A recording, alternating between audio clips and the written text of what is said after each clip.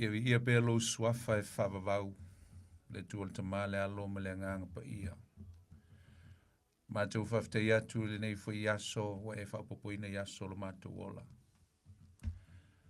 Whaftai lo wanga le lei ma lo whamaoni. Tele fo i au mea lofa au whamnianga na e lingi mai ma o mātou whangaina le nei aso. Mātou whaftai le tua i le ola ma le mluia. Whaftai me umalava wa e whaia moi mātou. E o lava na mātou alalanga atu le nei e fiafi le tua e le lei oe e whavavau lo alofa. E matalasi oe awa e whamaoni lava oe le tua. Whapefo na e whaia ia e mātou le nei aso e whapeo na e whaia moi mātou yesu umalo mātou ola. Lo alofa e tu noa, lo alofa e muti muti vale. E ui lava le tele o mātou si se mo mātou whale tonu. Ai tu mau mai pēlo wanga le lei ma lo whamaoni whaftai le tua. Mātou lia mai foi ma tau numa le nei taimi whātou langaina o le mātou pol kalame masani. Mātou tuinatu i atu oe le tua. Te e whatasi mai mafuta i nei mātou le nei pō. E lo lava nganga pa ia i nei e whau i mea umala mātou whaia. Whau i lau upo le a whapenao na fola ina ma o ina le nei e fiafi. Te wheta lai lava i te sau no tu sao le tua le whaongaina o le tangata. Ai ala ngona ina o tangata lo si ufonga le tua. O lau upu le nei e fiafi a wa lau upu. O le ola lava lea i o mātou o langa. Ma o mātou tangata lilo. Whamnia i o tunu le nei e fiafi le tua e ala le mātou mafutanga. A vea lava lau upu le nei pō se whamama venga e lisi ai se mafutianga o se loto se fina ngalo. Se tasi o se o mātou tunu. Vea lau upu o se whamnianga o se mesu mali i o mātou laungutu le nei e fiafi. Pa i o mātou loto e whamnui o mātou nganga. Mai se o le mātou savalinga. O lo whaia nei. Whamnia mai le nei e fiafi la amateina o le mātou pol kalame. Se ia o lava ina whai u le nei pō. E tu mau pe ia to e levi inga o le whamanu o le whanitanga. Nei o aso umalava o le whamavau. Ono Yesu le mātou li i o te talo atuai. Amen. Matalo whātu fo le nei fiafi i lau whasausaunga Samoa. E tupu mai e fo i o si o tātou tunuu. Ta mamati nā mātutua. E lenga te foi lea o au na pa ia le tua o lo mwhai fo na mafuta mai le nei fiafi whatalofa atuai. E le nei fiafi le nganga fifia ma le nganga whaftai. E le suafo i sul tātou li whapelpele whatalofa atuai pa ia o sa mo le nei fiafi. Ia, au na pa ia le tua mo tō whalitua i so stovine. O lo o tāpo e mai foi le nei fiafi.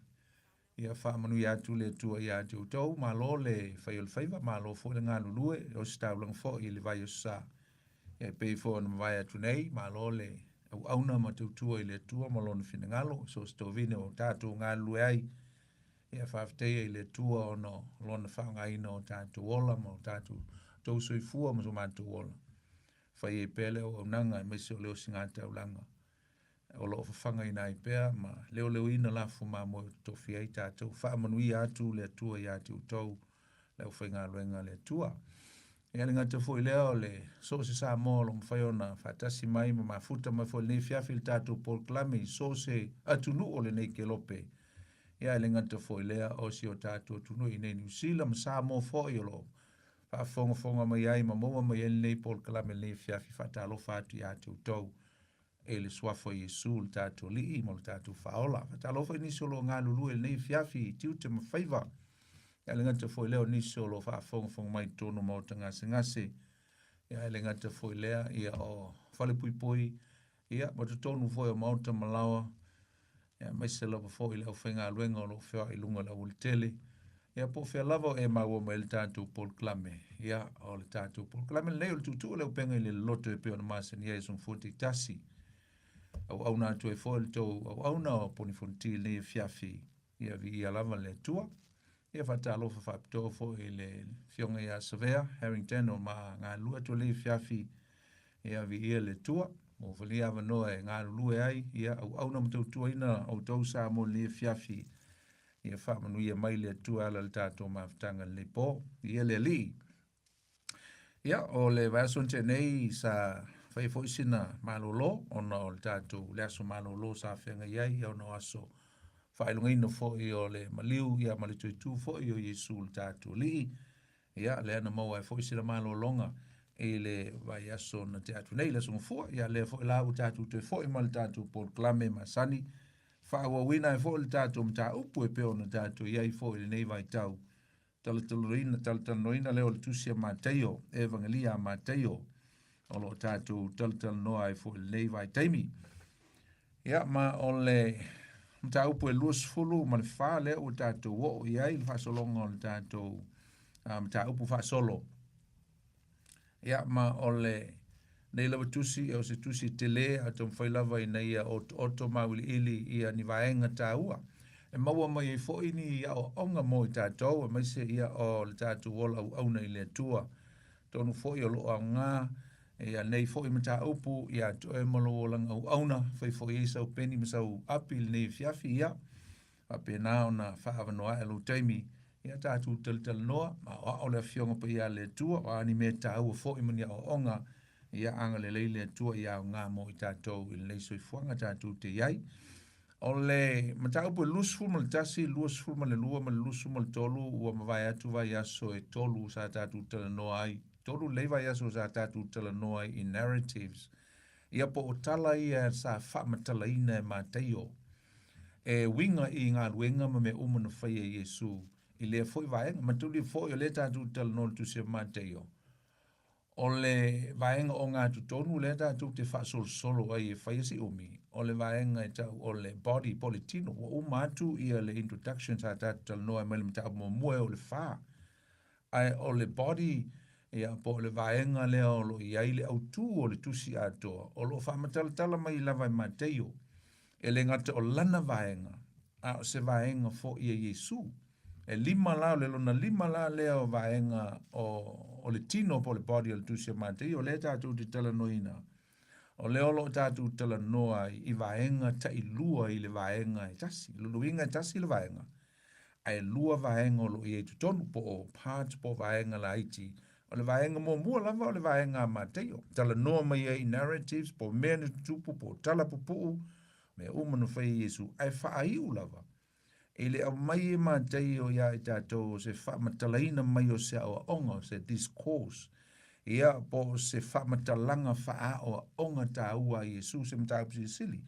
E sao noa Yesu e le ngata o na soo. Ia ai apena fo i le moto o tangata. E wha ua i se o onga e wha tau i lona malo.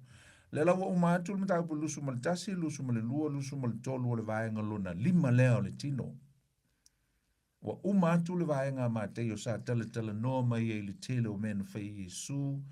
O whata oto, o mavenga, e le ngata fo i lea o mea sa whelua lua i ai Galileia, e a mali tele o mea sa wia Yesu. Sa wha matala mai e Mateo i mata upu ni e tolu.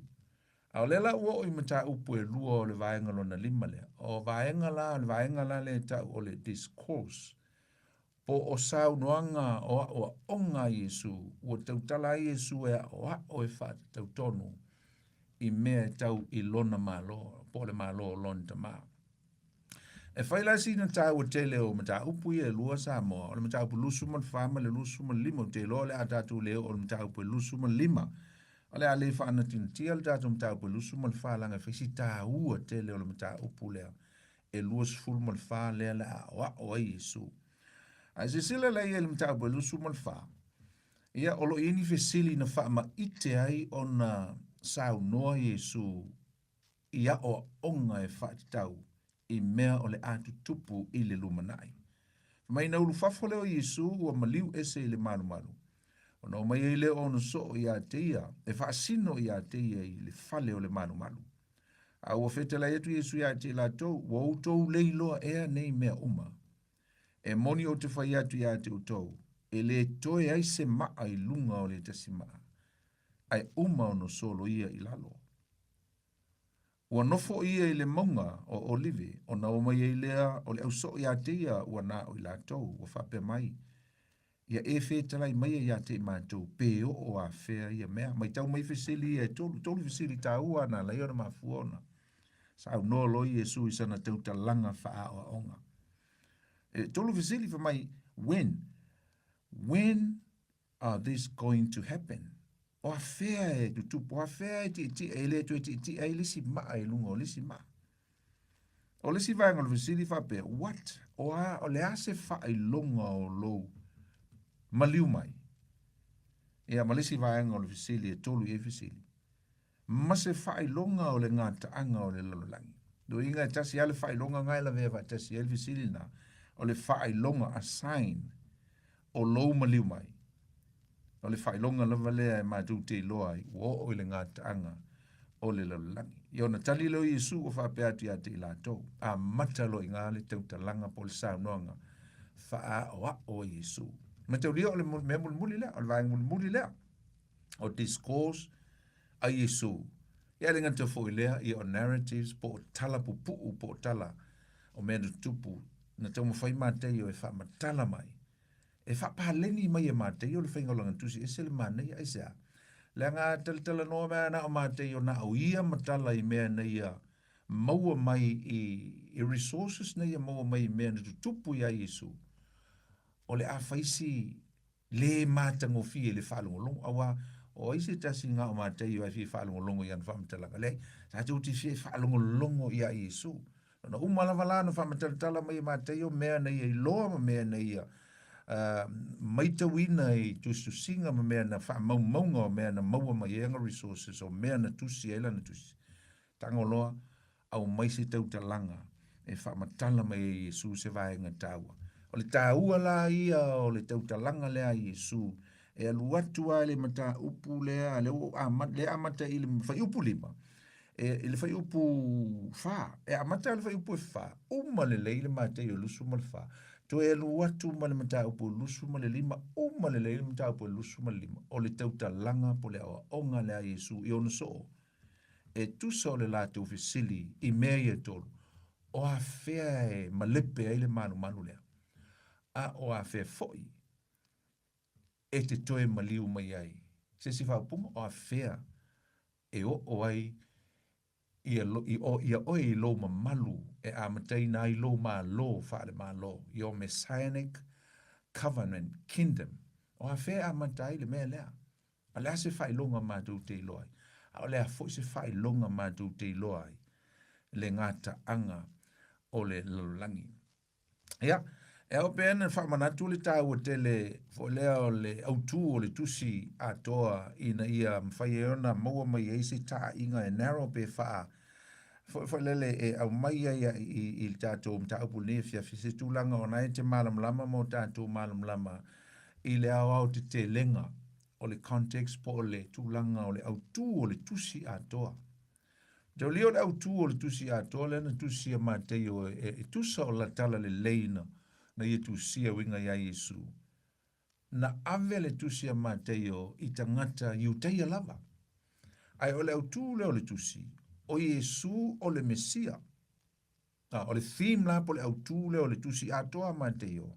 Te mawhai mateo e ta uatu i tangata iuteia. O Yesu o le Mesia. O ia o le tupu o tangata iuteia. Nga langa lalawa e le malama lama e te e tangata iuteia ia Yesu. E leo se Mesia, e leo se latu Mesia, e leo se latu tupu. Aisa, langa lenga sau e le isa na mena whaia i le latu malo.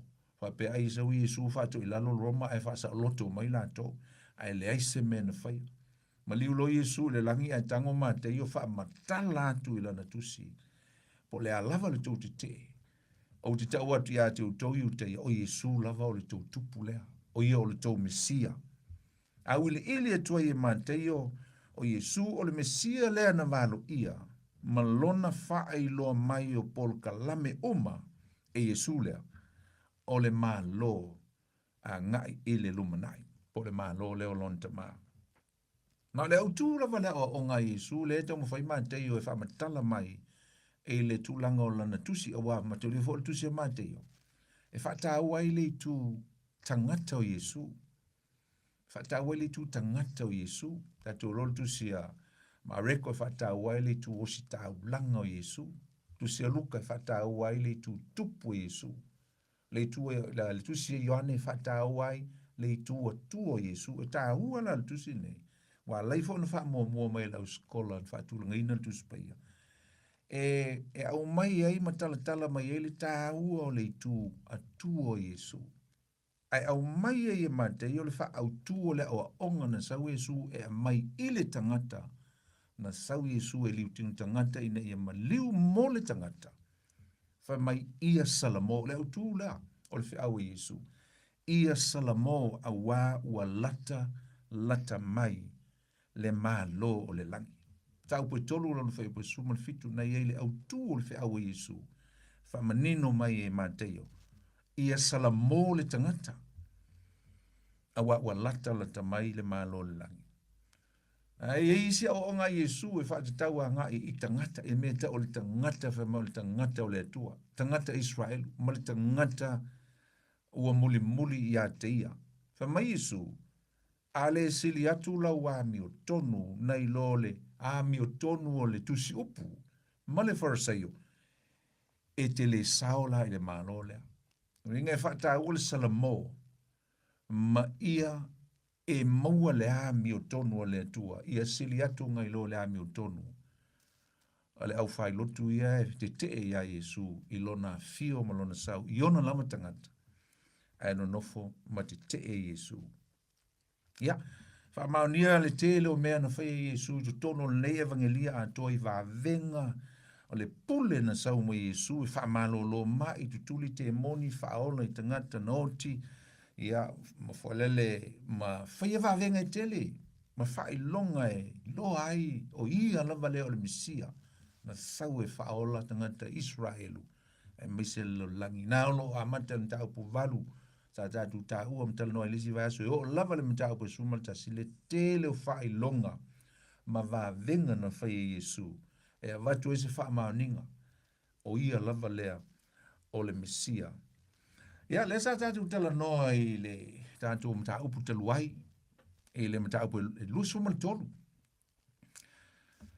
na onina yaso lava ai li fa sa te rini Yesu sa fai ei ia se dialogue po se tala noanga tala noanga felafu la fua i fai fesili a Yesu ma le au fai lotu le uli i o le au tusi upu ma le au farsaio le au satu kaio le ntatu tala noa i le vaso lea le sa fai atu a Yesu i le uli ia i le tele o meo lo fatu se Yesu le uli ia e tuso le lato o la fafia mi o tonu fatu sa i tuunga mau e sina mai fafo i ai fale tonu tu tonu tele o meo lo fatusa e Yesu le oli ia ai o le set up lea po se vaenga lea ua fata tia ina e a matai ia le mata upu e luas fulu man fale la tatu tala no ai ai sea o le tala no atu Yesu i tangata tai lotu po le au fai lotu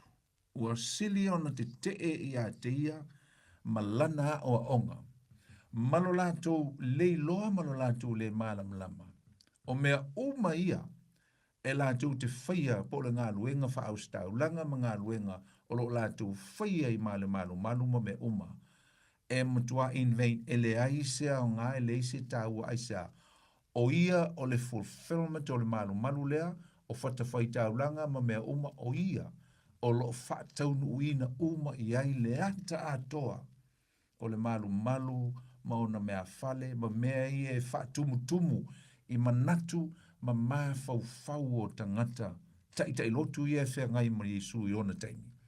A lela mana o Yesu i na i a vele fesili o na so o i o fesili ai. Se i wha matala atu i o na so o. Ma a matu ai se ata malama lama i le au whai lotu ma le au li ia. E le tūlanga o le mea lai maa fia ai ma wha pongi sa ina o la tau mata. O le meta o le religious spirit po le nganga na o le lotu la. Ai le ai ma se ola wha le nganga po se ola wha pa iaina o lo ola i la tau. Wha mai ia le whai unga lava o le mata upu e luas fuma le tolo le uwha pea. Jerusalem mai. So le la lament pe au e au wenga Yesu i le vava i atu i tai lotu. E solo mua ia i la tau te e mai ia te ia. Va aia ia Jerusalema o i talo whai le ai o le tu o i le manu lea. o le a le toe vaia le a ai lea, ma le malu lea, e ele taimi o le a faa leanga ina ai ele fili, mea ia, famai le fai upu e tolu suma fitu, le utu Yesu ma vava ai atuanga e le a ai, ma le malu, famai leo Yesu, o ngā tangi sā leo Yesu, pe a wenga Yesu, famai, Jerusalem mai, o le fasiotia perfecta, ma fetongi i maa i e ua awina atu i ate oe. Ua tele lava o umana o e wha poto i lau whanau. E pei o le moa o na ofo tai i lana toloai i lalo i ona ap au. Ai lei ma whaia e o tou. Whai upo e tolu sfulu ma le valu na lai ona ma fua o na fesili le au so o le fesili le no whaita wina. A mata ele mata upo lusu ma le whafa. Mai lo Yesu. Whauta. Ua tu ualo o tau fale e whaatafu na ina. Pa mai Yesu, ua tu ualo o tau malu o le ama lepe i lalo. O le a whaatafu na ina. Nea, o i lena mafua ai, aisa, le ua whaamatala tu Yesu, mata watu Yesu, e le ngata o le lato, fesota inga po le lato talanoanga ma le au whai lotu ia. A le ua valo ia Yesu, ua tangi Yesu, ua awe Yesu, ma whai atu, ma vavalo atu le mea o le a ho o i tonu o le manu le tumu ai tangata whaafiami o tonu. Tangata mapolotu, ma tangata ele o ola e tusa o le latu tu la fono. Fa mai talo whai Jerusalema, talo whai, whauta ua tu ua lava lou falisaa. O le a whaatafu na ina. Na mai leo fai po tosu maliva, a wā o te whai atu ia te utou, tau te le tui loa mai au, se ia o whai, se ia o tau whai mai, ia manuia le maliu mai i le suafa o le li. Le alaifa mai Yesu, a o alu ese atu loa ma le malu lea. Wa le tu tonu Yesu le malu. I len fai le la tau finaunga po le la tu talanoanga ma le au fai lotu. O le toe ulu fafo a leo Yesu ma le malu lea. E le toe fia va ai e Yesu. E le toe fia va ai. A le la ulu fafo Yesu i le amatanga o le mata upulusu ma le fafa. Mai ona ulu fafo leo Yesu. Ua maliu ese le malu. Ai o mai ona soo e tau mawhai na ia fasino ia teia. E toe fasino ia teia. Ia le malu. Ai sea. Nanga lenga whaalongo la uli i le tala Yesu len fai. A o la talata atu Yesu i le au tusi upu ma le au fariseu fa mai lo o tau fale lea. O le a whaatafu na ina. O le alava lai curious pe, lai mana tu natu le uli ia. O le ala winga o le tala Yesu. Aisea, o le fale lea. E le so na whaia i eise whaamatalanga e le eise tangata e blasphemy pe na te whaia se tala lava e winga le malu. E sa. Leanga o le malu e o ngā tu tonu i ola o tangata i utaia i lo lātu o langa lotu ma lo lātu o langa tāpuai. O le malu e whāsfulu ma le 5 tausanga o tau mo whai he rota le sili e whaatele ma whaamaneia i le maa tāua ma maa o mea, ma maa a rio, ma matua i mātango fie le malu lea. Malu na lua lele ni whai e seru pāpelu. Le nta lepe papelonia e le 5 valuono a e toe whai e seru pāpelu. Lea la wa tango he rota matua whai a ta uelo na ingoa to make himself a name. Tua maneia. Whamaileo la uso. Yesu, hapa e te patasi ale malu. Po le aso sila iai. O le malu e matua ta ua tele ya matou. Ma oefo. O le malu e matua mātango fie. Ai tali e lo Yesu, e fete latu Yesu, e tau te lei loa ea, ia nei mea umalava. Mai tau te lei loa, ia nei mea, il nei mea o le atutupu. Tau te lei loa. E moni o te whai atu atu tau. E le to iai se si mai, e le to e te ele si maa luinga o le amatua nuti. O le amatua malepe i lano le malu lea. E o le ai le nei Jerusalem mai o le a mu mawe ese ma le toi loa se matango fie o le aile dei. Ai tātou wawai e upo e Yesu e pe fōlinga mai. Vai fo ia le amatanga ma le o ngā tutono ta upule sumu lusu ma le tolu nai tala noa Yesu i me ta o wou e fitu le tātou ta ua i le vaso ntu atu. O wou, o i tā lo fai, o i tā lofa, o i tā lofa. Fitu le lei, o i tā lofa. 7 woes against Jerusalem.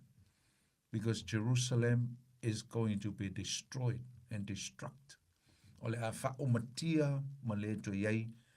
Aisa, leanga o lola e a mata mai lava i tai a me se o lau whai taulanga o lau us taulanga lo la tu te eina o le Mesia leana te atu le asini. Wha so taluai, pe tolu aso taluai, la so sāla lau pamana te e na whai loa ai le walo anga lea perfitanga. Sakaria iwa whai upo iwa. O lewa na latu whaatali i se te e mai le asini o le latu Mesia lena. Ai latu le tamale te atu la sini i o tamai titi la o tamai titi na Sareta o le atali o Yosef al ka muta na muli a leo le moto tangata ai le aise fa atu tua ato toa ia Yesu pa wal melana mana na o ai ia sau lo le latu Mesia fai lo na malo ma fa to ilalo lo Roma pa wal leo me le expect le fa to tali le uri ia le ai ma sisi mea pa wale e lo popoli o la tu ola fa le nganga ai sa tumu le nganga lotu albamenta o le religious spirit legalism can kill their lives o le ola fa tu la fono ma ola le aise sa rotonga le lofa tu noa o le tua e mata ulia la le tautalanga la le a Yesu a mata e fa ingoa o le Olivet discourse ia po o le fa Samoa o le tautalanga i le maunga o Oliveta. Oliveta ngai fa mai Olivet no winga fa ingoa e le ingoa fa ingoa i la uskola a lo fa te tau o le tautalanga Yesu muli i lunga o le maunga o Olive. O la tautalanga e valo ia ai ma tautala fa valo anga fa perfitanga i le mea o le a tupu i tonu o le a ailea e tiltila o te eilalo.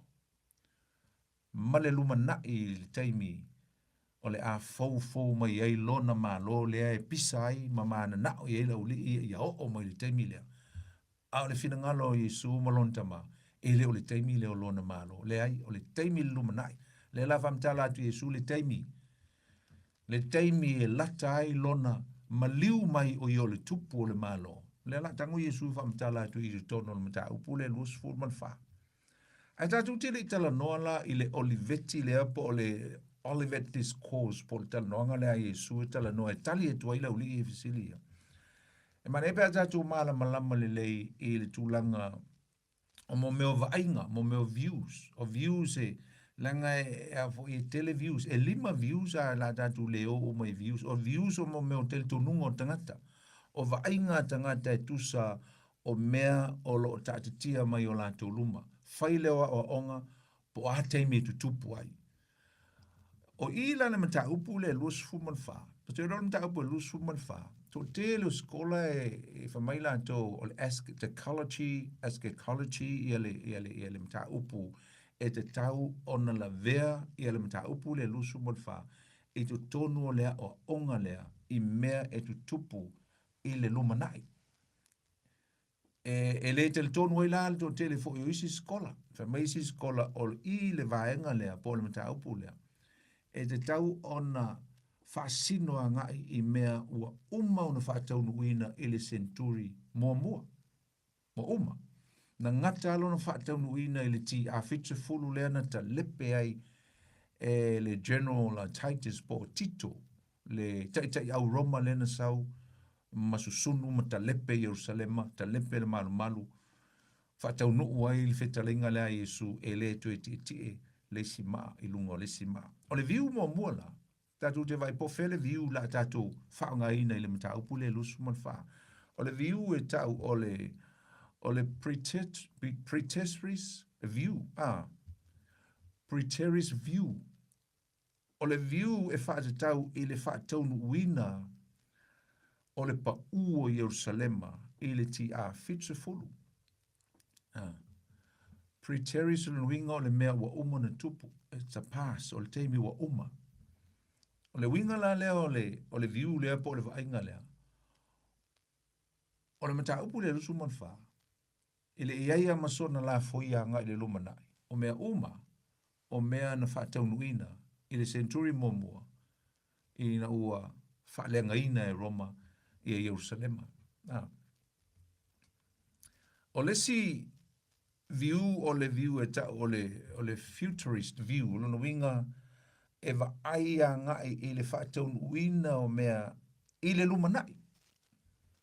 Ai le ise mea o tue whaatatauina ngai i le tuanai.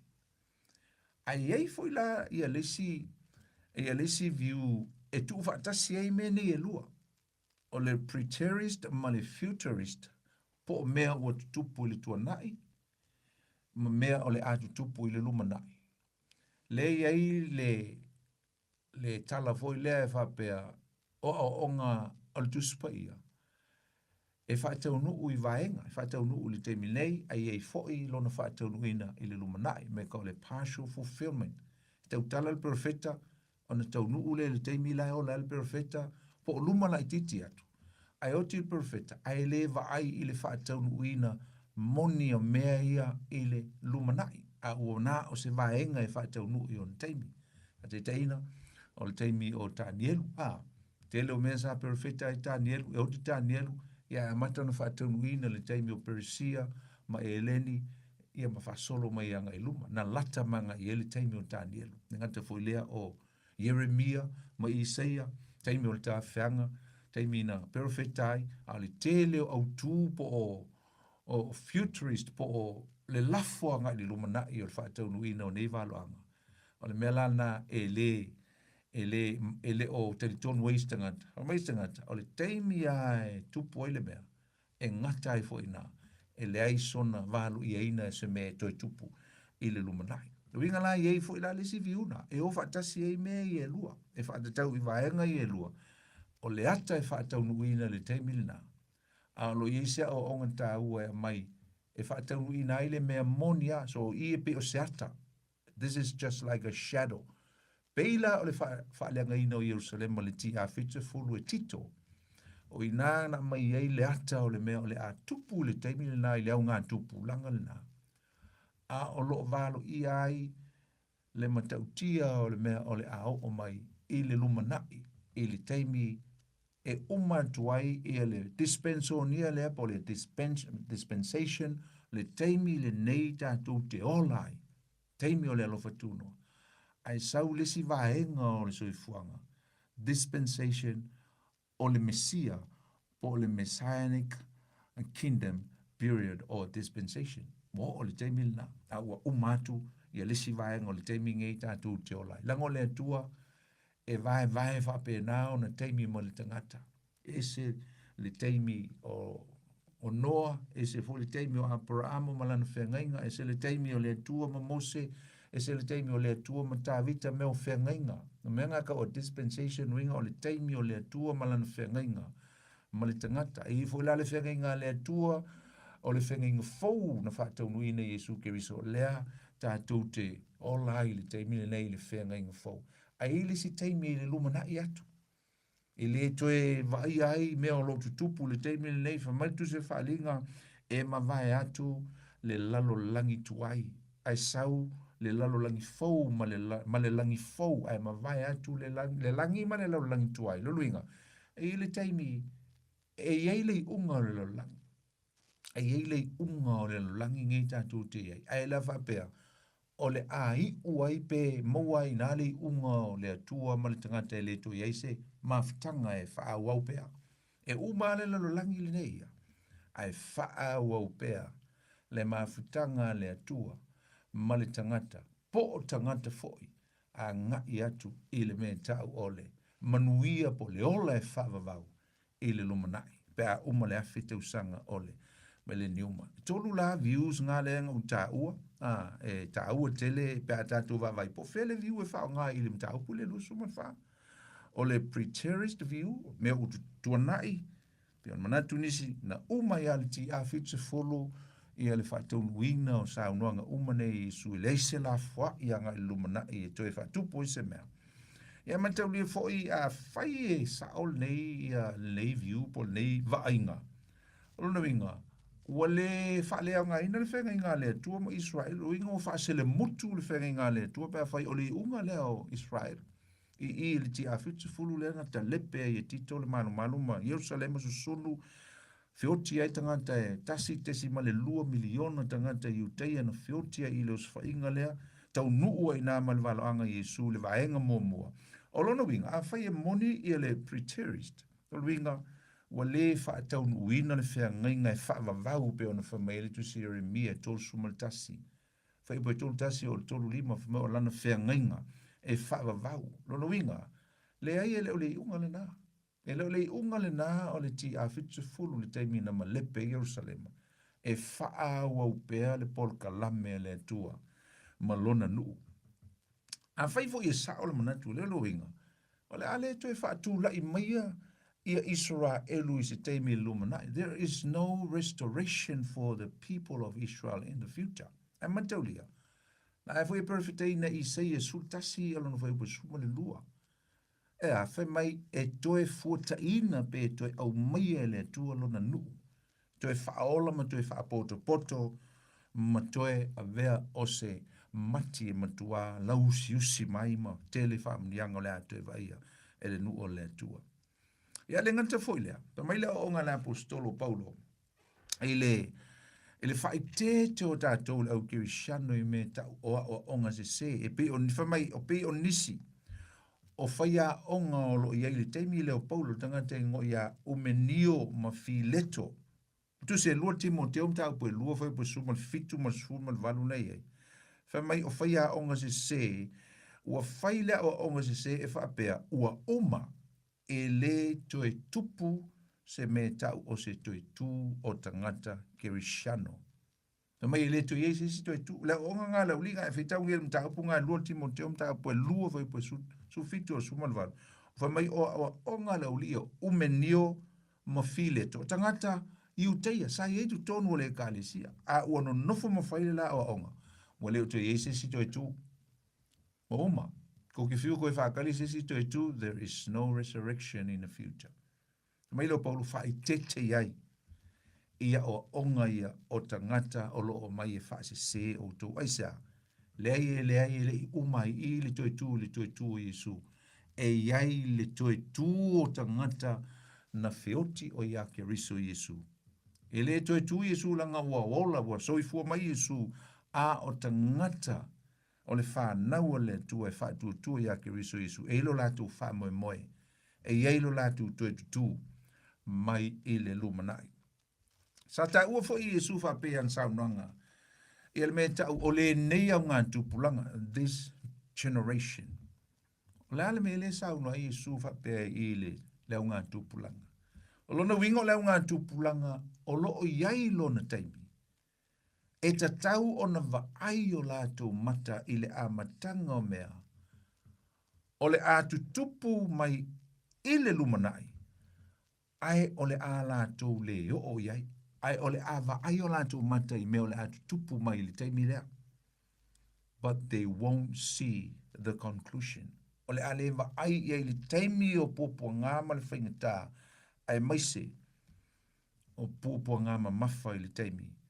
O lo whamatala mai le tusi lea po le mātai o luas fulu mo le wha. O le winga, o lona winga, o mea o le atu tupu i le ti a fitse fulu zum tu whawhine. O le a wha i loa mai ai tātou pēna o tā ua. Se wha a tata. Se picture po se ata o le mea o le a o mai i le lumanai. Na i le whai upu, a mata mai le whai upu, mo mua. Jesus came out from the temple and was going away. While ese mai Yesu, and when his disciple came up to point out the temple building to him. O lea wo ese mai Yesu mo no so o mai le manu manu. Wo wia i la tau le vanu o ki tiona. Wa ea atu ma nga i atu lo i le mongo o live. O lo fialu Yesu i na. Si toe o tasia ile mea e fio mai pe ato e fio mai. Ona tu vai ile au I fo ile asiti ai o ia pe a uma ona popo ngale o sauni atu ai. La tu e atu le o te alvano ki tiona ai tu e tepa mai a ma tu e vava ai mai le maru maru. Lea na fasino mai e lauri ai Yesu. E fe mai Yesu. Wa uma lo teimi le maru maru. Fōlinga mai fe mai Yesu, I won't look back to that house. My time is over. I will never enter again into that building. Fa mai Yesu, tu te le iloa e a mea o le atu tupu ile, e le fale lea.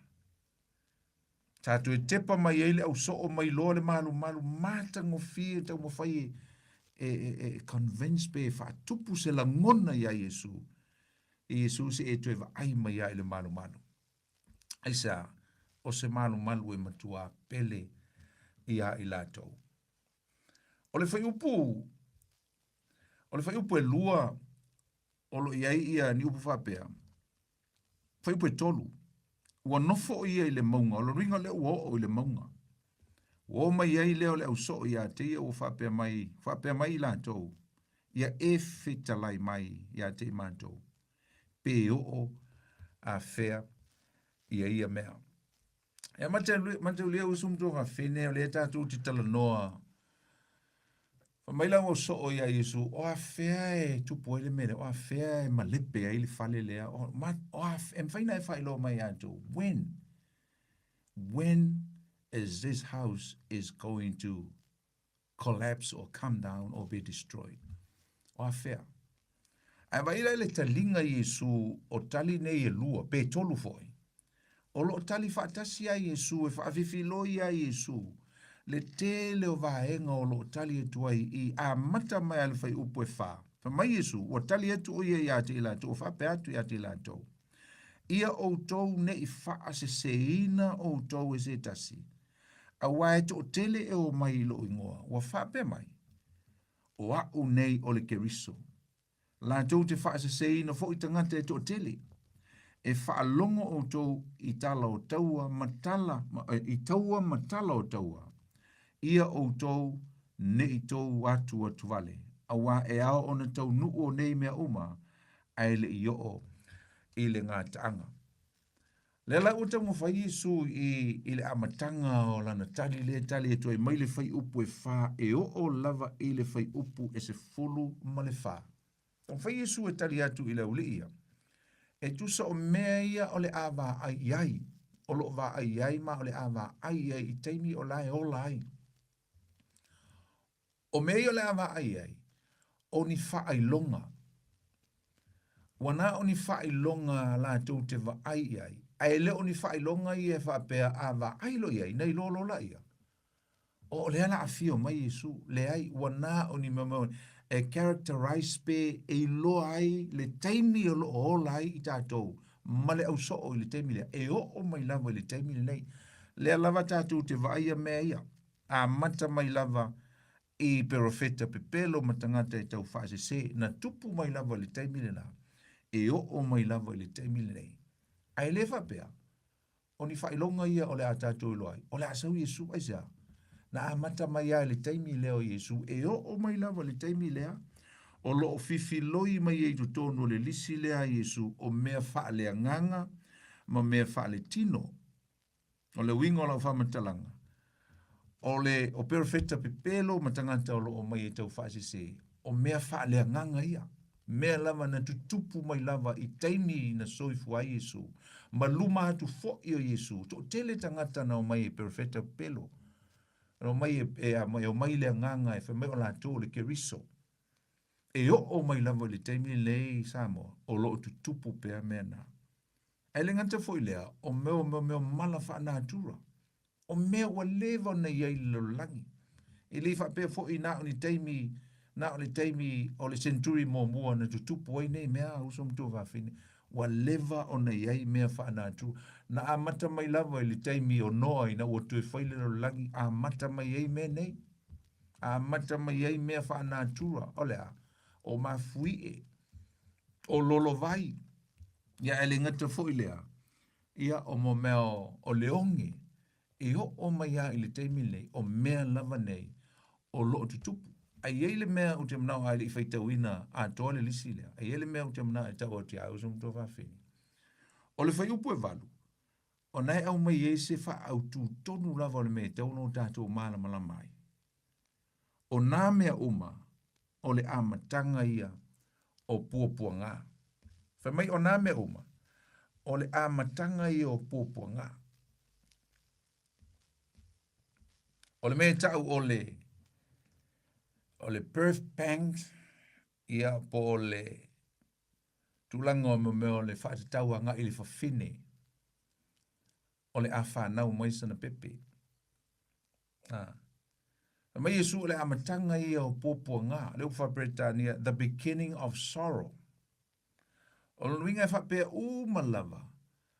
Le tulanga o le taimi o le a whanau ai le whawhine. E pei o le taimi lea tātou te iai mai lava i le amatanga o le lalolangi na ua toe amata mai ia noa le lalolangi. Sa vala ia me tutupu. Sa vala mafui, sa vala onge, sa vala le telo nei mea, sa vala mo meo profeta pipelo. A o le lata atu po o le tātou wha solo atua ina uma le dispensation po o le taimi le nei tātou te olai. O le wha solo atu fuolina ina sa putu mai ia mea ti ngā ma mea whaingata. O le lalolangi e tātou te olai. O se lalolangi ti ngā. It's a hurt world. O se lalolangi pupua ngā tia. Tele o tangata i le lalolangi le teimi nei, o lo tangi, o lo whanua noa, o lo whapenau na le maua se fia. Ai sa vala mai nei mea, mai le amatanga le teimi o noa, sa vala. A o le teimi le nei, usum tō whawhine. Mela te whaitu ai, o mea nei tātou te ola i le teimi le nei, wana o ni whailonga e tau mea i tātou.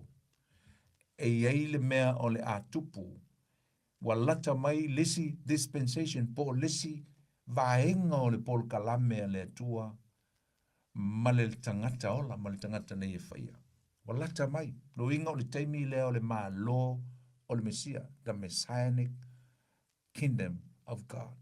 E umalo le teimi le tātou te iai, teimi ngefa mai Yesu a kouwa ia mea ia, profeta pepelo, o leonge, o mafuie, o wha mai, o mea wha nātua le tele uisi mea, o mea wha le nganga le tele uisi mea o lo a whaina ilo langi, sa vala. A le teimi le nei, o a mata lava ona pei fuelele, it's like a labor pains, e pei a o le whawhine, o sauni e whanau mai ia se pepe. A whanau la le pepe, it's another new life, o lesi mea fau, wa mai leo la fau, a wa umatu, leo langa tuai po le mea lea sa iei mo le ti ngā lea sa iei le tina. Wa umatu, whapena uman whatu susaina o le teimi ngi tātou te iai. O le teimi ngi tātou te iei whatu sa le teimi o le ti ngā lo whawhine. Sa amata mai a o tau ma ini le ti ngā o lona manawa se i tulau. Wha solo mai a, o ma le teimi o Yesu, wa amata lava o na whiololo mai. Ma tau leo o ova le luafe tau sanga, talu ona mawai Yesu, wha solo mai senaturi, oka le tele, o le mea e tau o le mafui, leo tātou moli mawina, a le mea leo te mana tau atu, wa amata sa putu mai. A le tele o mafui e matau tia o le tele o le onge sa iai, tau leo le tele onge sa iai, o onge sa whiololo le mea o le onge famines, sa iai, lenga te leo wha mai, a meni onge. Sa feo lolo ale melewe, wa matao na tele mai atu nuu wa whaina. A ieni si onge matau tia sa iei lolangi. Leo nge i North Korea le tasi iwa wha, le mamau tele atu, 3 miliona tangata na feo tiai. Leo nei tono aialani tasi walu wha iwa, 2 miliona tangata na feo tiai. Lucia le tasi iwa lua tasi, 5 miliona. Leo nge tele i saina, tasiva o fitu lua se fulu ma le 5 miliona tangata na whiotiai. Ma le tele o le lisi, wha solo mai. Aewa aila i le lololangi le temi nei. Ai tango nge sa ili le history of me ongi sa vala. Ai la le temi le senaturi me tau le senaturi. Lua se fulu ma le tasi. Aka le tele o tunuu. Ua faina ile me tau le ongi. Le ini me ai. Le ini me ai. Whaftai a New Zealand le tatu te ai. Le maua me ai. Samoa o le maua me ai. A o le langi atoa. O le matua ai. Mata utia o le onge le iai le vai temi nei. O le tele o taua, o le tele o le langa e mua mai taua, mai taua. Ai muli mai ai mea ia lua o le onge ma le whamai. E umaloa taua, sau le onge ma le whamai. Vai foi taua i e whai nei le temi nei, to 4 miliona tangata le a whai nai. E umatu taua, o le mea tupu, sau le whamai, sau ma le onge. Whai longa mea ia o lea ua wai mai, a o lea wa amata on sa putu mai. Ai awane ngalo ia i tātou sumtua whawhine. Te loa ile o te mamau fo ile te leo nisi mea matau tia o le ao o mai le teimi lava nei tātou te eif. Mai Yesu, tau mai Yesu le lisi lea mo le teimi o lai ola ila uli ia. Ai e isi mea na e ile si vaenga na e mai Yesu o mea ile lumana i luluinga o le teimi ngei tātou te olai. Tātou te vaava ai ai i mea nei o lo tutupu mai o a mea. E whaalonga o tau i taua matala o taua. I o tau ne i o tau atua tuwale. A wae ao na tau nu o nei mea uma. Aele i o ile ngā taanga. Tali le Yesu i mea o le atutupu. Aele i o ile ngā taanga. O le fisiri, o le ngā taanga o Israelu, po o le ngā taanga. O le ngā taanga o le manu, po o le ngā taanga o le lalolangi ngei tātou te. Pea no whai atu i atu ai. Tolu views hia na tātou tā uana nei. Ai ele view tā uana i nā. O le tāua, o le viu le tātou tāua. E o whaatasia le whetalei ngā Yesu i lana sau nonga lea. E whaatatau i mea lai tu tupu, mea i o le atu tupu ma o le a pasi eilo na taimi. Mea o le tuanai.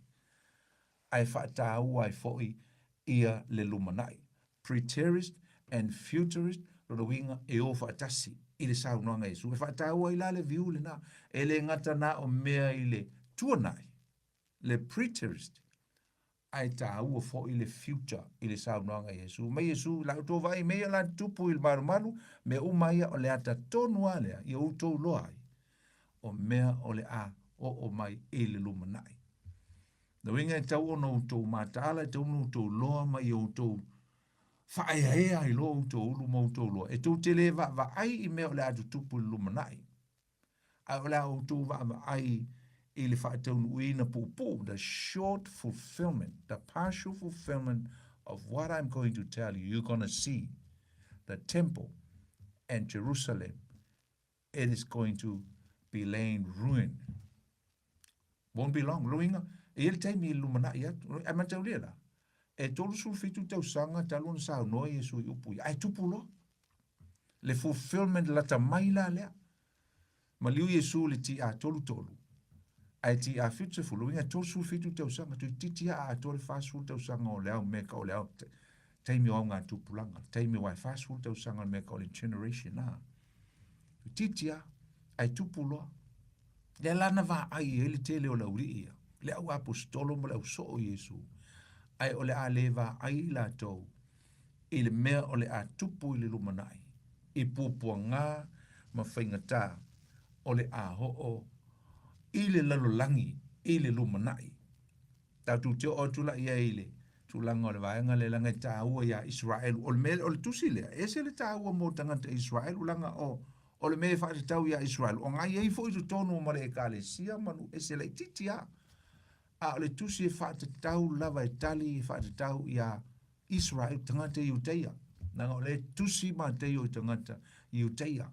Ringo le whaate tau nuina e whaate tau nuu ele ngata o le taimi lea e whaatau nua i e o mai le whaamisnonga le tua tu tonu Jerusalema ono le latu te o Yesu ono le latu te ino le latu Mesia au mai e le whaasalanga e le tua whaasala e le nuu ai au ni ngalo e iai le taimi e to e fio mai ia Yesu i le lumanai o le whawhita auli le tupu i le aso lea e mantua i le talia ina lava ele au so. Matanga te u te uma, se me ta o se toe alu Yesu.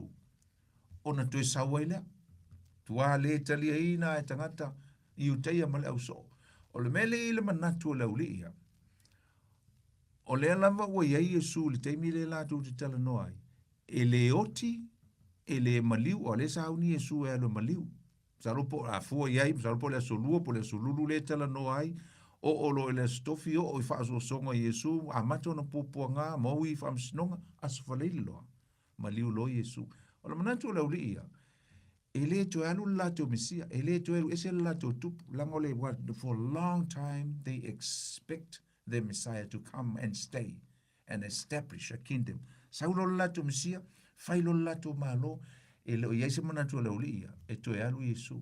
No wonder why Jesus wanted to go back to the top of Mount Olive on that day. Aisa, si avatu laulia se langona ma se sense laulia.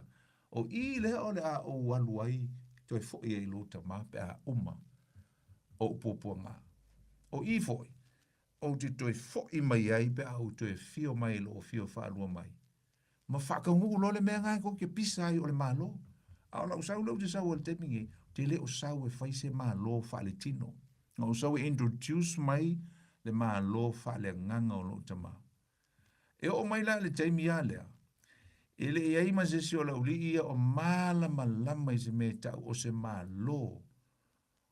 In a sense, fo ele lo se tu fa le nganga. Me fo ele ngā leo na la tu tu e fisili a Yesu. Ele tu si ngā luenga lona mtau mo mua lona fa iupu e ono na tu e fisili a la uli ia. Mtau lia lela o uma na maliu Yesu tu e tu mai Yesu. Leo e lunga o le maungo o live lela a fiu Yesu le langi. A fa mai la uli ia Yesu. O le e wa e tu e o toi maliu mai toi fuatai le malo Israel. O la vai po le ele alu Yesu. A le tali Yesu I na fa mai le ai. O le melena o tu poina o lo tama na te fai le melena. But for me, ma o e ta la le malo, le o na maliu le o toi tu mai. Ala tu toi visiti fo ipo o sa toi fuatai le malo le ai. E le o le malo le na le na usau mo mua e fai lo atu. O le malo fa le nganga o a ule o ia te uto o a o le tupu le malo o te alu ese ai o te to e sau e fatuina ma faia le malo le ngo sau introduce mai a le malo nga o tu tonu ia te uto o ai a te o e ke riso Yesu I lo soifua na lava o soifua le malo tu tonu ia te ai sa lango I o le tupu o ia o le faola o ia o lo tātou li o le Mesia mo le lalulangi uma. A lea pia no fatu, le haise mafo fau lau li ia. Me whalanga lea leinga tele o lātou manatu mo lātou fisili a Yesu I e winga lava I le malo. Leanga o leo vai etu, ala alu a Yesu. A lea ia se meo fai ia Roma. Le fo inga ala langa, osana, osana, osana. Ai umaso e tolu to ala langa, fasa tauro, aisa. Langa fo I na manatu e sau Yesu fatu I lalo Roma. They expect Jesus to come and conquer the Roman, destroy them. Pingi uma Roma faku I lalo Roma ai fatu lo le malo above all kingdoms on the earth. Fai lo le malo aisa mala mali leia tangata Israelu.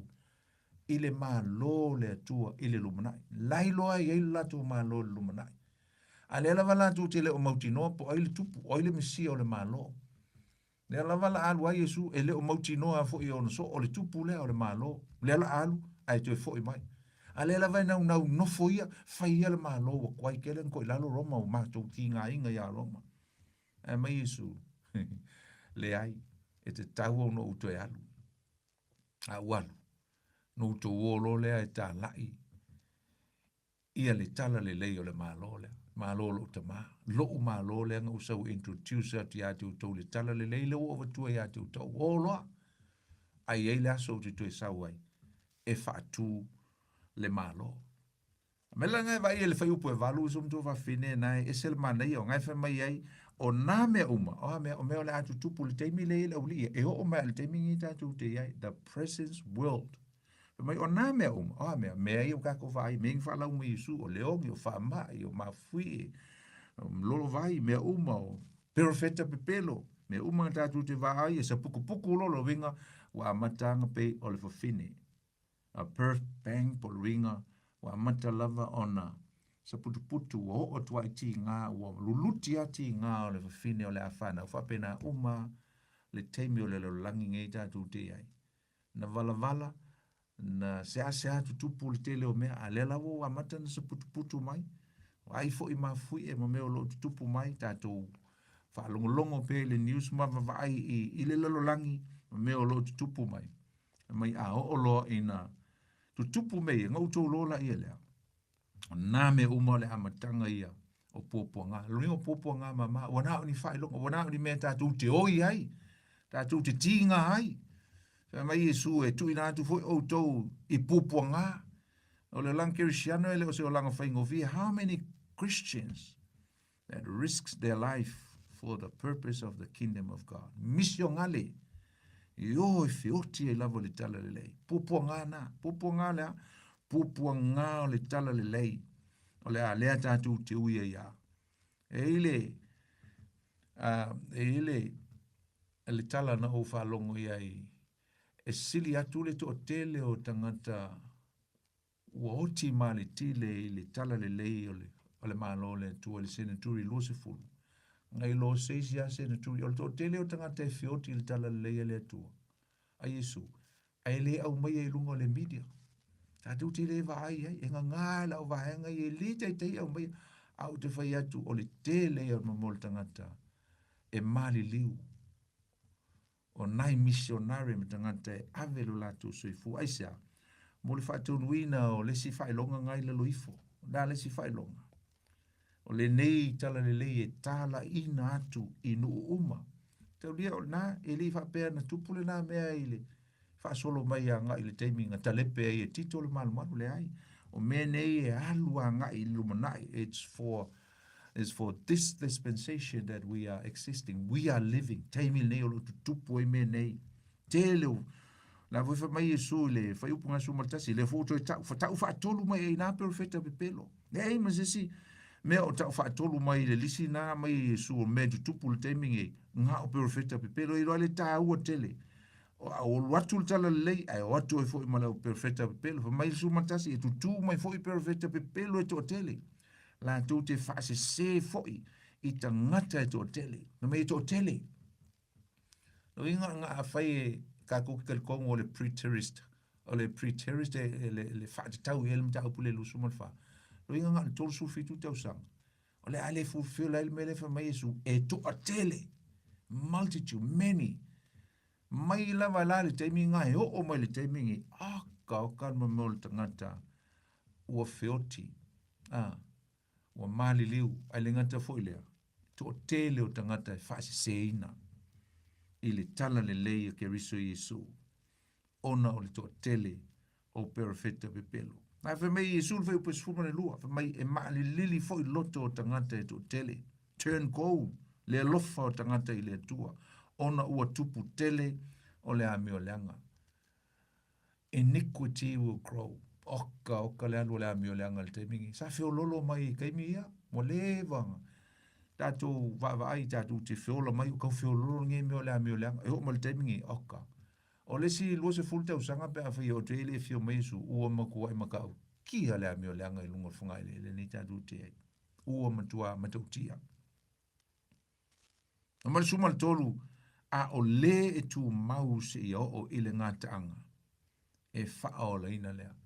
Ele o ngā taanga o le manu lea e whai mai ele preterist.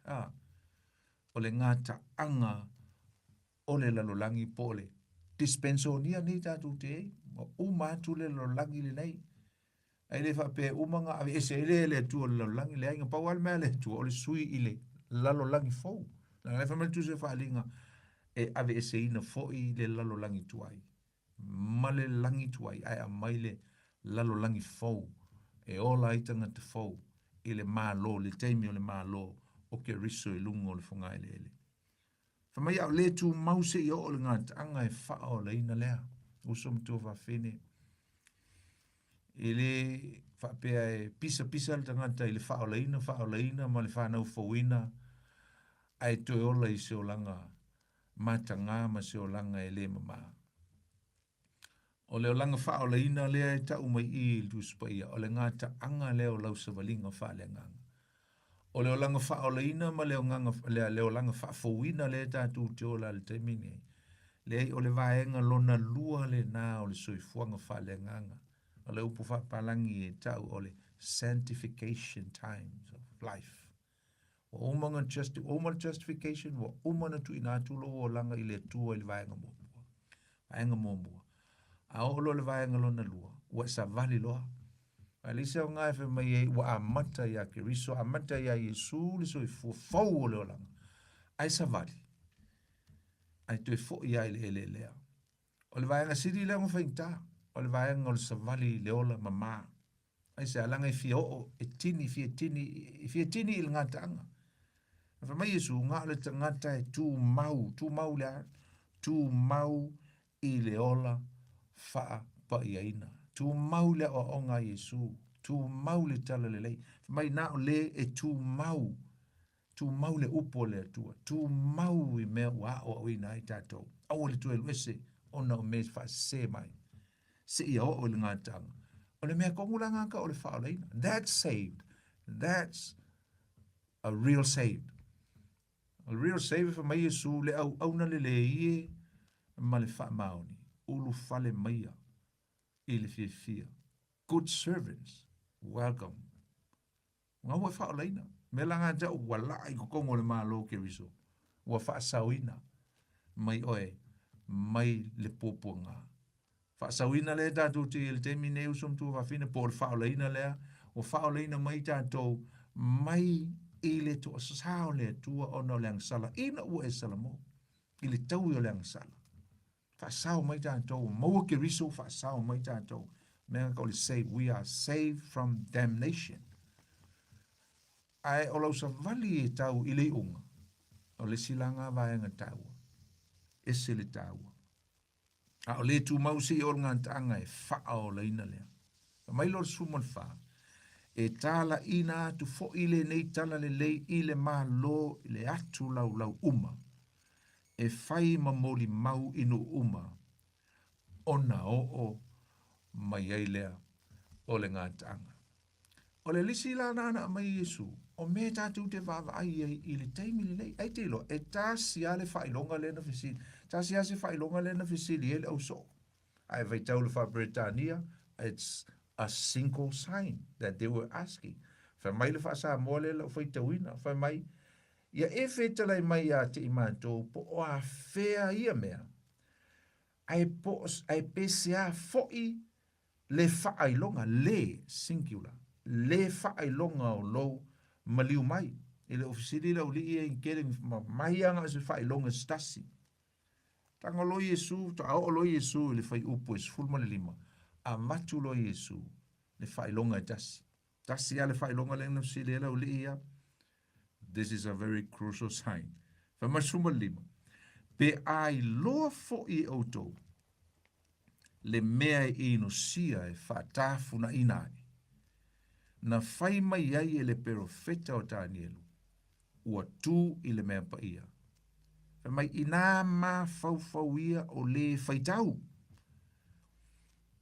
O le whailonga la. Whailonga sili le nao ni tā ua u wha mai Yesu. Awa ai aloe o tau le whailonga lea. Le ale whailonga lea. O le whailonga o wha mai o le mea inu sia. E whaata funa inai. The abomination. Ringo le mea inu sia. Ala le mea whaata tau ia e Yesu lana saunonga. O le whaata tau anga I le valo anga Danielu le whai mai e. Danielu mta au poiva. Whai po lusu mo le fitu. Nai wha matala mai e Danielu. Le mea o le atupu I le lumanai. Mai o le ai loai o le inusia, o le mea inusia ma le whaata funa ina. O se mea mata ngā tele lea upu I tangata I uteia. Aisea, wa masani e uteia I le mea lea. O le wha lea ngaina e tangata o le malu. Ai au mai e ala tu tupua. mai ia la tupua. Tau sanga ti a ono whāna o mai e Roma, e tau fosi mai le tupua o le Emperor, ngale tau le ngō le Emperor na tau mwhaila wanga e mai longa image, e au maila, e mai e fosi e mai tonu o le malu o tangata iuteia. Mai tu tonu. Na o mai ana le image o le malo lea. Ai le ngata foi lea, wa masani Israel le tangata foi le ngoi a ani tioka epifania le tausanga tasi ono fitu. PC la lea. Ngata foi le na malo ia foi e tani elu. O ia o le a sauna te, whaia le mele o le whaatafu na ina. Tangata lea, le na sau fasioti, le lua se fulu, le tolu se fulu, wafe tangata iu te e lana o swainga. Maso o lisi kamale a alsana le siki. To whaanga te au fui nga o, anu lisi ilunga, anu lisi ilalo, ai kupito, anu lisi anga i lisi pito, ai nofo ale se li tono eleni.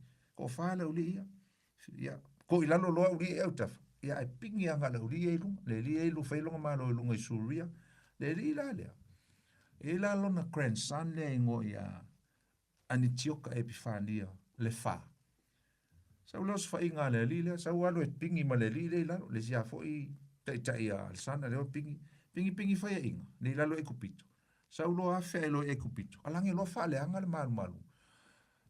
Whaia i man wha tangata, ma whai mai o ia o le atua, o ia o le keriso, o ia e ifo matapua iai. Ta lepe ilalo ia whata whai taulanga o tangata Israel, tangata iutei. Ai au mai iai le mea lea, o le mea ino sia e whaatafuna ina. Le lang tatu tala noa, somtu ka whine le mea o le valo anga e whaataunuina, le taimi me o le partial fulfillment. Whaataunuina taimi la tamai o le profeta, e le ngata folea, e whaataunuina i luma nai, i le toe fio mai Jesu. Lela i ele, upu o malava ia le profeta ne o tani elu. Lea na whaataunuina e le tangata lea i se taimi la tamai a tani elu. Ina wasau le tangata lea. Alua tu tonu o le malu.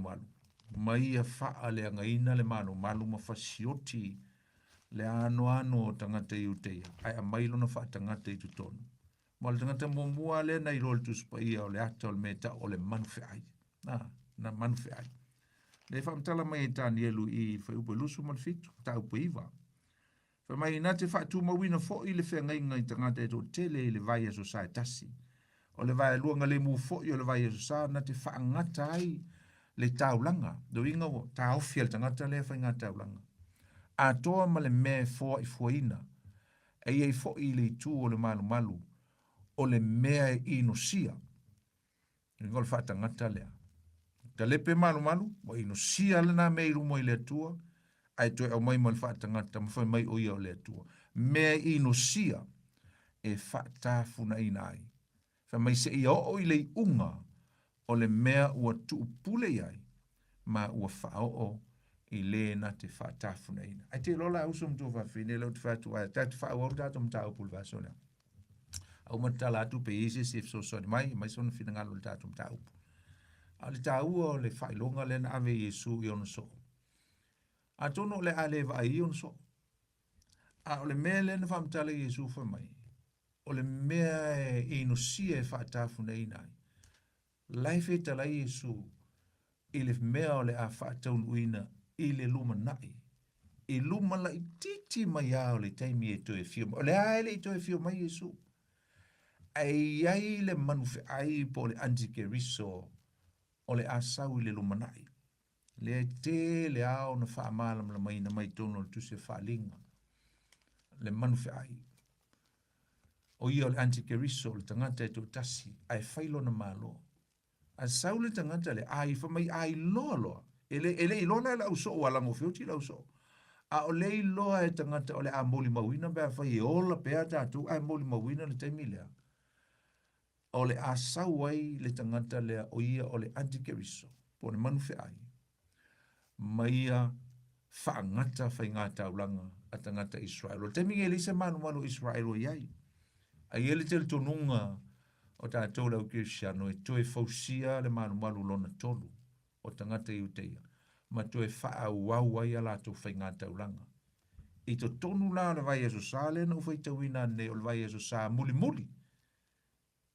O le whengai ngā le atua maona tangata Israelu.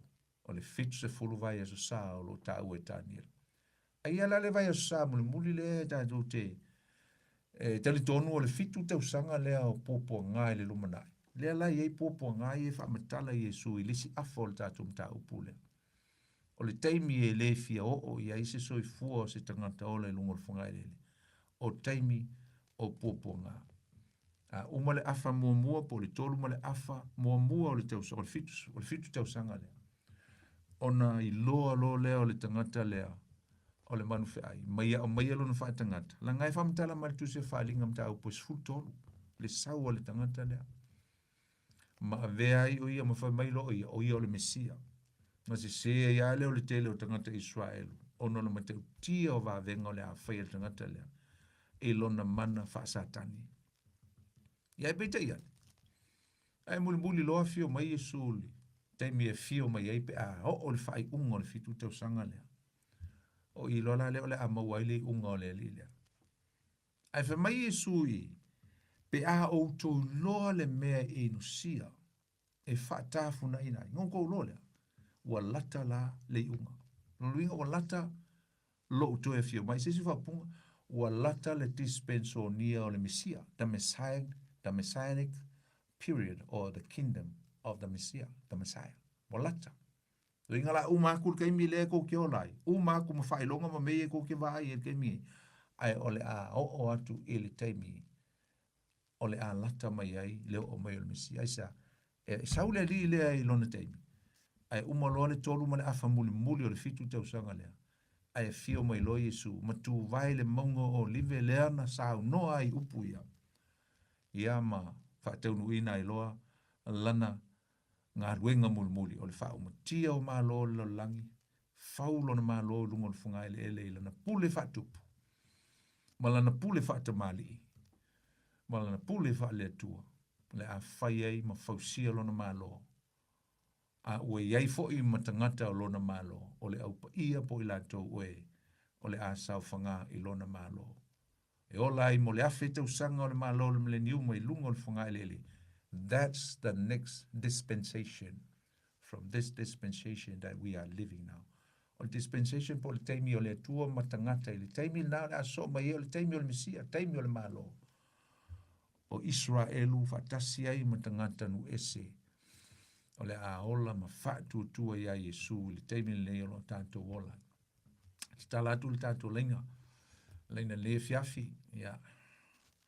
A ese se fia, la mai foi se mete fia, so sani mai ai pe foi se fisili pe isa, so filangalo le fia fil tato, ta upu, tolu fitu ta se lima i tolu tato numera ete vala au mai ai, ya, fa wa tu pele, tal no foi le fia fi e le tato mta upu ya lo salu tato vala au se vea, ya, fa talo fatu tato vala au mo talofa.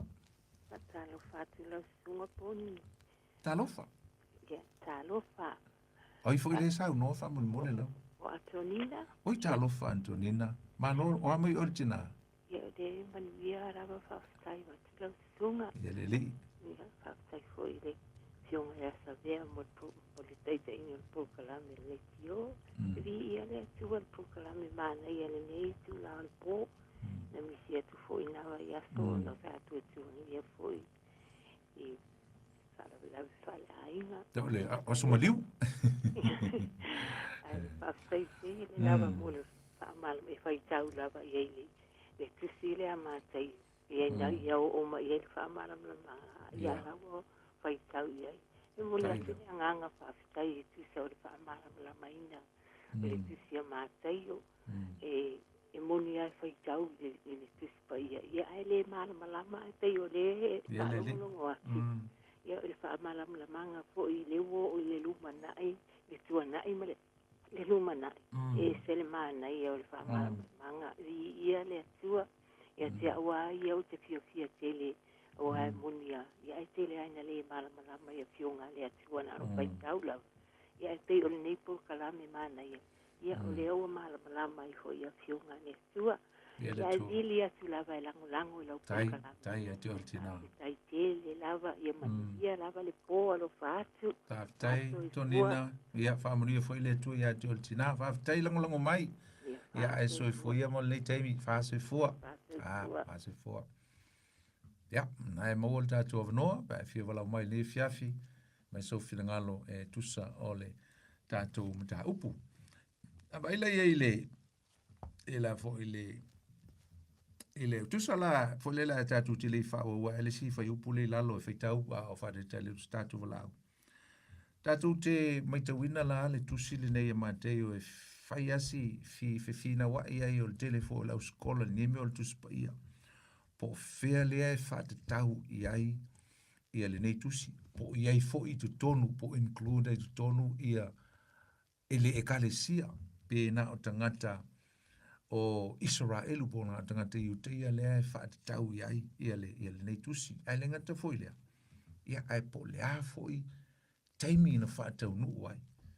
Ai lea lan tātou whaalongolongo ma matu fo i ia se fo alele se manatu le nei fiafi. Ia, te loa ia tu e wai tofu lava le tangata ia malona tonu fo i o whaafonga mai ia. Nisi fo i e eiso la tu maanga i nei fo i tusi malona whaongaina. I lo la te tonunga e le o whaatatawina ngai na o le senaturi mo mua. E whaangata le ti a fitsa fulu e le ai. A tonu ana i eini mea o whaataunuina ma whaatau i nisi whetalai ngai e su e winga i le malu malona whaomaina lona whaatafuna ina. Ai le o tau tala fo i na o le lumanai. Yo inga lai ma whai o na lilifa se manatu anga i le tūlanga. O lo whao ngā umamai i a views i e lua. E connect whaatasi ma ngā nulue whaatasi e le tūlanga. O lai whaatatau anga i le teimi e wha umai nai i a le malu i a pole a aifo i leo Jerusalema. A o lo au mai e fo i masea o onga tāua. A ngai i le future. So e le ngā le pre-po le teimi o tea. A o la fo i whaatatau i le tāua o le whaatalitali ma le expectation o lo i eita ngata o le langi le teimi ngi o lo whaatalitali. Whaatalitali tele o onga. Ion me fo le o won mai Yesu whaatolo tāua mai Yesu le mea o le whaitete. I mo meo perfecta pelo ma o onga se i le nei teimi umi. Nei teimi umi, aisa. E si le fia Yesu o le a tele i a o onga. O le a tele i a o onga i tusai ma nei mea. Ai maise lava i al mata upu e winga i me du tupu i le lumanai. Eschatology o le winga o le mata upu e whaatatau. I mea o le atu tupu i le lumanai. E a mata tuala i le teimi o le si tianga o le ekalesia. Se ia o lava i le teimi o le ola e whaavavau i le mata upu lea i mea e tupu i le unga o le langi. The end times. E se la le taua. A watatu te vava aianga i ai i le tūlanga. E mwhaiono tātu whaite uina le tusim tātu vava aianga i le tūlanga. O whea lea e anga iai o fea le whaataunu ina ai, a lea fo'i lona whaautuina ma le winga o le fina ngalo Yesu, a leio na ia whaamatala atu nei mea uma, ina ia tā pena ma nofo sāu niuni ai tangata uma e whaitau i lana a o onga po o lana tala lei wa au mai. Whamaila ia leo le whaiupo sfulma leono. O e o i uteia, i ia o na po, ia la tau so sola i maunga. O le ua ilunga o le fale, aua ne ia luifo o ia e ave se mea ai. Se mea ai lona fale. Fai upo sfurman valu. O le ua ile vau foi. Aua ne i foi atu e ave ona ofu. O i talo fai i fafini tuto. Ma e fai lele i ia o na po. A ia o tau te talo ina ne i o tau so sola ili tau sanga malili. Po o le sapati. Awa o ia o na po, e o ai pōpua ngā whaafonga i upu ia, e o ai pōpua ngā he tele. E le ai so na tusa, talu le amatanga o le lalolangi. Ua o lava i ona po nei, e le toe whaapea foi a muli. Ala no mana e whaitau upa mai e tau le whai upu lea. O upu ia no whaita la Iesu. E le ai nisi pua pua ngā. Na o i ai le soifua o le tangata ola. E le history a toa o le tuspa ia ma le tala. Tala i le tangata ma le atua. Mai e le ai se si pua pua ngā. Laluinga e o lava i le lolo. E o i mala o wha mai na ola i tangata Israelu ma le tele o mea mai. E le ai nisi pua pua ngā po nisi lava mala. Na o i ai le soifua o le tangata i lunga o le whangalele. E wha tusa i ai. Ia pua pua ngā. O le a o mai i le lalolangi tu tonu o le tolu ma le afa te usanga lea. Ma te ulia la, pe ana uwhai atu. Woven whaatasi a pe fifi lui whaatasi lava i tu tonu i le tūlanga o le tali a Iesu. O wa le tali le a Iesu. E pe o le whaatatau a tu tonu lava. Anga i le mea lea o le a tupu i tangata i uteia. I le taimi lea o le a sawelo so whainga e talepe. Ma whaatafuna i na Jerusalem le ti a fitsafulu. E mwhaion tātou wa ai ai tūlanga o le mea na o i ai tangata i le taimi lea. E le whaingo fie. Mai a o mai i a taimi i au poponga. Mai awani i tu haru se si lalo i le whale winga ai lunga. Ma te o whalo tangata i ute i e flat lunga. E te lea fwinga whao ngai. Te le mea a ua mao ngai a leona wha flat lunga o whalo tangata Israel tangata i ute. Ia, mai la a e lunga. Mai ia e sili pe a ue ti tu e halu i lalo. Ai sola ia oso se wha malama pe os po fele me te sahoi. Mai sola le maunga. E te o lai ma e sahoi. Mai li whainga tā. Ma pupo ngā o le ao iai. Wha pena uma fo ila le ata e wha tauanga i le mea o le ao o i le lumanai. I le whainga tā. E le whaingo fie le mea o le ao mai i le lumanai. I taimi ia. Ia e whawhitai i le tua. Awa a whai tātou te tele tonu e ave ese e Jesu lana e kālesia e le i o mai nei poponga. Ia. Ia tu e maa ue tele tonu i le o onga si tianga. No le kālesia. I le tele tonu mai ei tanganta. Ai le a whaina lea. Wa e le whitaitai e ni tātou tele tonunga. E tele tonu al tanganta i e lona tele tonunga. Ai ei le tā ua o le tele tonunga. O lo o mai fo le tuspa ia. Le tā ua o le me tau o le ave ese o le kālesia le si tianga Jesu Keriso. Wa e le se mea tātou e whai e popo ngāia. Pe a whai tātou te o ai le si tianga o le kālesia Jesu Keriso. Pe a toe a fio mai Jesu e avelana e kālesia i le aso le si tianga. Ia, leo wawai atu ua tā tonu lama le tātou taimi. Ia, ma ua la whangata mai e fwoi. I tātou mta upu le e fiafi. Ia, ole a tātou talo. Ia, wha umali tātou mta upu. Whafte te lelo mātou tua. Le tua le tamale alo ma le nganga sa. Wha uina fo le mātou mta upu le nei pō. Mātou telta noi lau a fionga pa ia. Sa mātou wha moe lau a nganga e te fisosoni mai ai mātou. Haftai me umalava. Wa uina le nei fiafi mai lau upu. Na oe te sile fia le tua le ato toa. Oe fo ima lau a nganga pa ia e te moli o atu i o latu loto mo mātou. Manatu le nei fiafi. I nei whapena ona. Iei se au onga ma se me tā ua mātou te au uina mai lau upu le nei pō. Mātou te whaaftei te lele tua ia vi ia lava lo swafa e whababau. Wala mātou te talo whamanuia i au tangata. Samoa i so se mea o lo au mau manu nofo ai. Whamanuia ala i lau upu le nei fiafi. Whamanuia i ngā luenga matiu te mawhaiva o lo whenga iai. Au no nofo ai i le atunuu ma le atunuu.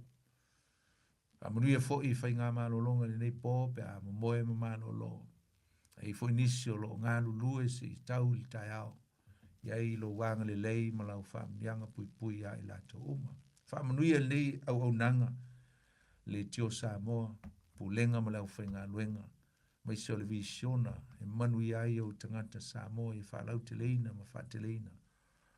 Au whamunianga i le nei au nanga. le tua ia vi ia lo swafa le nei po. Uma ngā luenga i tu mau, fo ia tu lava le vi inga ia te oe le tua. Ai fo i mai le whātau waa ia i mātou. Le mātou talo, ia te usia i mātou lunga wala le mātou fo ia tu. Le au whai ngā luenga le nei po. Ai ngata fo i lea mo se aso a tai au, se aso manuia. E usua i fo i au te ngata wa tiu te mawhaiva. Ia tu e lava le vi inga. Le whamanuma le whanitanga. Le tua le te mā le alo ma le nganga pa ia. Nei o se uma lo vi inga. E o lava le whaavavau ono Yesu ki riso lo mātou li u te talo atuai. Amen. Ia o le tātou Paul Kalame nai le fui vai aso Samoa. Tu leo Upega ile Loloto pe on tātou mafutai.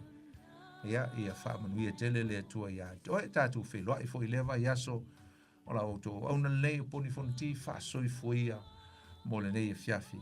God bless you all.